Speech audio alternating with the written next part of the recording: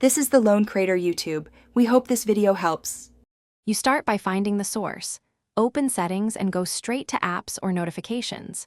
Tap the music app you suspect and inspect its notification settings. This is where lock screen playback is allowed.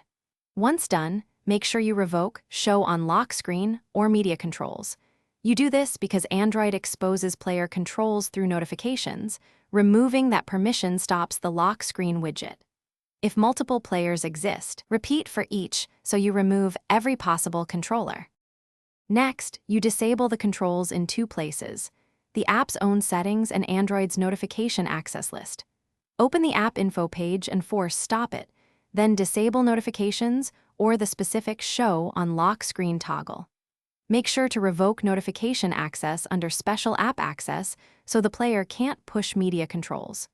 You do this because some apps re-enable controls after restart. Revoking access prevents automatic reattachment to the lock screen notification area. Finally, reboot the phone and test.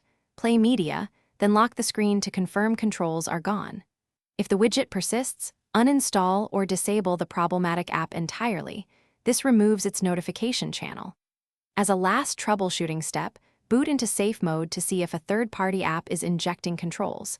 If safe mode clears it, uninstall recent apps until resolved. You do this because safe mode prevents non-system apps from loading, which isolates the culprit quickly and reliably. Thanks for watching.